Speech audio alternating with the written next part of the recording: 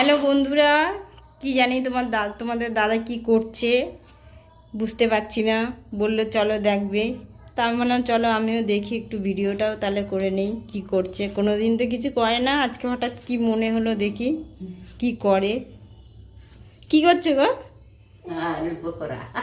দেখলাম ভিডিওতে, আমি একটু ট্রাই করি। কি করছো তুমি এসব? একবার এদিকে করছো, একবার ওদিকে করছো, দেখো আবার হাত ফাত কেটে দিও না, তাহলে না সব যাবে।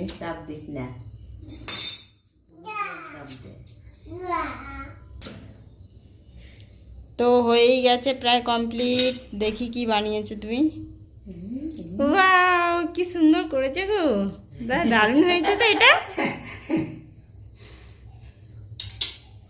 এখানেও দেখো দুটো হয়ে গেছে, এটা হয়নি অতটা ভালো, ওইটা হয়েছে। চলো দেখি তারপরে কিভাবে কি করো।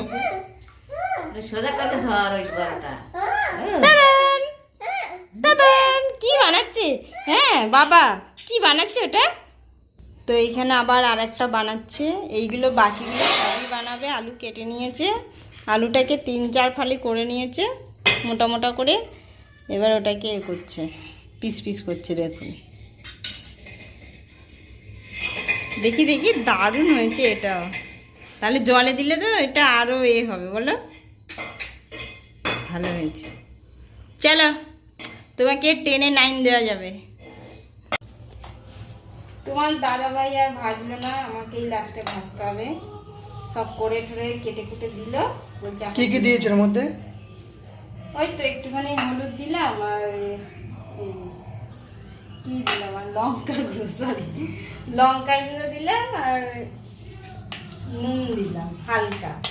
যেহেতু নুন দেওয়া আছে, নুন জলে ভেজানো ছিল, সেই জন্য আমি আর নুন বেশি দেইনি। সামান্য ময়দাটা দিয়েছিলাম, ওর জন্য একটুখানি তোমার হালকা ম্যারিনেট করা হয়ে গেছে।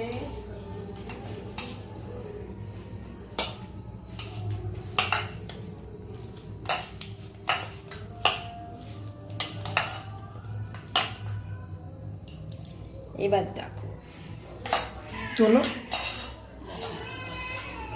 এবার দেখো নুন জলে ভিজাতে কতটা বড় হয়েছে।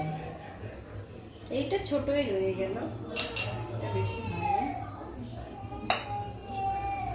এই যে একটা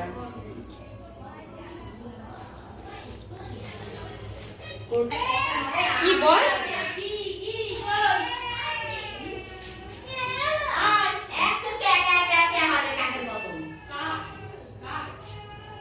এইটার ভিতরে লঙ্কাটা বেশি পড়ে গেছে। ও ঠিক আছে।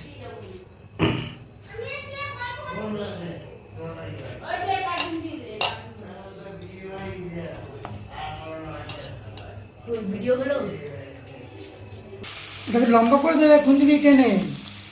কেন? হ্যাঁ, ওই ছুরিটা নিয়ে আসো। কি জানবে? এইভাবে দেখো, ওটা ছোটা দিয়েছো না? হ্যাঁ,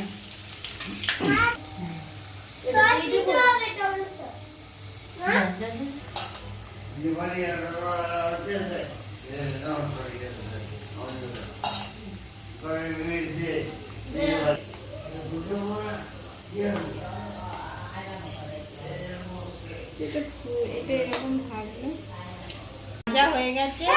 আর ওখানে কিছুটা হচ্ছে, তো এবার দেবো। বাচ্চাদের টেস্ট করছে। ভিডিও ভালো করে বস, ভালো করে বস। দাদা একটু করে বস। জামা কাপড় দিয়েছে যে সবাই খাচ্ছে। না আপু কেমন হয়েছে? টেস্টি। এটাকে কি বলে? আলু ফ্রাই ফ্রাঞ্চ স্লাইস কি বলে?